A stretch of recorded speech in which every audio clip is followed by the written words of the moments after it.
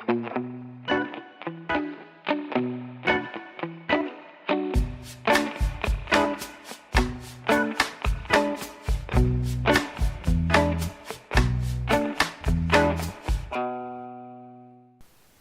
capítulo docas, nós já vamos ter um vislumbre do futuro do Pedro Bala.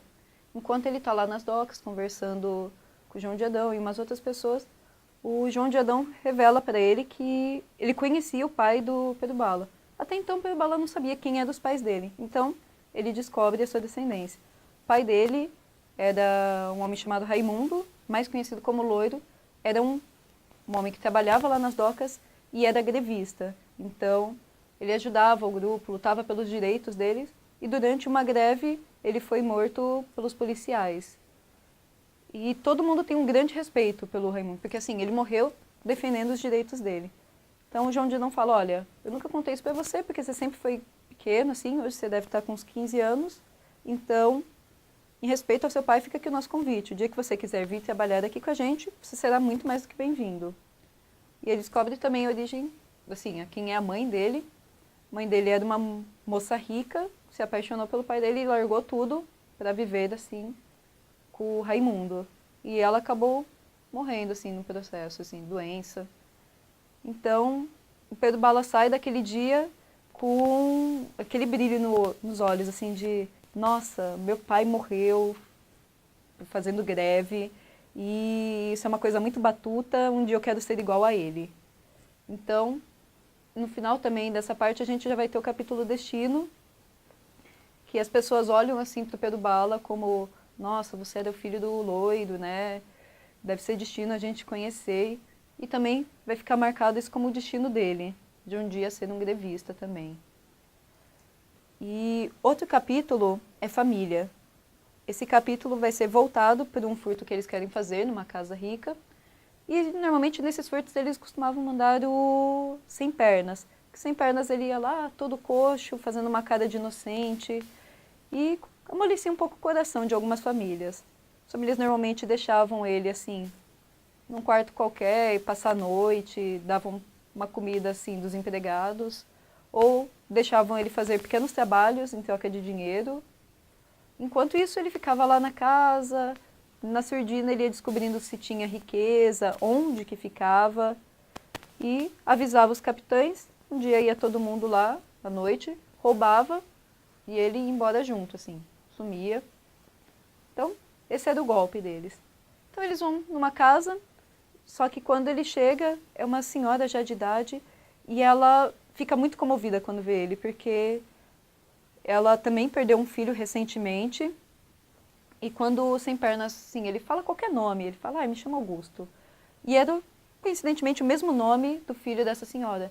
Então ela fica com o coração todo mole e fala, nossa, é Deus que está mandando pra gente o nosso Augusto de volta.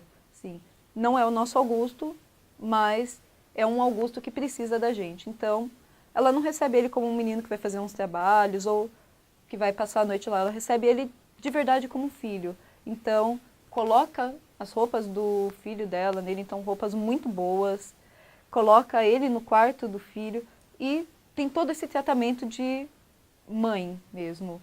O marido dela também trata ele como um pai e começa a formar essa família. E assim, uma coisa que normalmente duraria uns 3 dias até o Sem Pernas descobrir todos os esquemas da casa, ele vai ficando assim mais de uma semana, porque ele começa a se afeiçoar. Assim, ele sente que ele não está sendo tratado como um, Deus vai me ajudar depois disso. Mas ele realmente se sente amado. E ele começa a gostar daquela família de verdade. Pela primeira vez ele está sentindo um amor de mãe.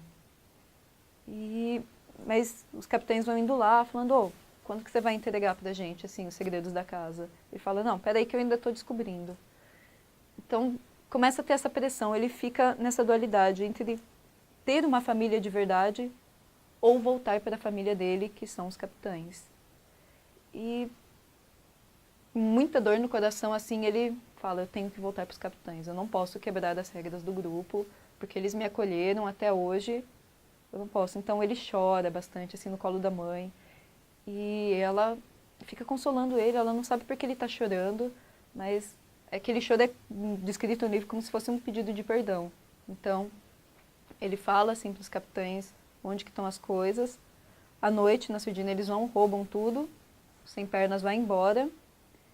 E, assim, ele chega no Terapiche, que é o lugar onde todas as crianças dormem e se escondem, e ele só fica chorando no canto dele, fica extremamente irritadíssimo, não quer conversar com ninguém, ameaça quem chegar perto dele. A primeira coisa que ele faz, assim, é tirar aquela roupa chique dele, dá pro gato, fala, ó, me dá suas roupas aí que estão velhas, fica com essa bonita, eu não quero mais isso. E a parte dele, assim, do roubo, ele se recusa a manter. Ele fala, ó, fica com vocês, eu não quero. Então ele vai ficando mais amargo, assim, que ele teve essa sensação de amor e ele teve que recusar porque ele fazia parte do grupo. Essa sensação de liberdade e de união entre eles era grande demais para ele trair. Ele teve que trair uma situação amorosa, assim, uma família, mas ele não sentia que ele não poderia trair aquela outra família dele.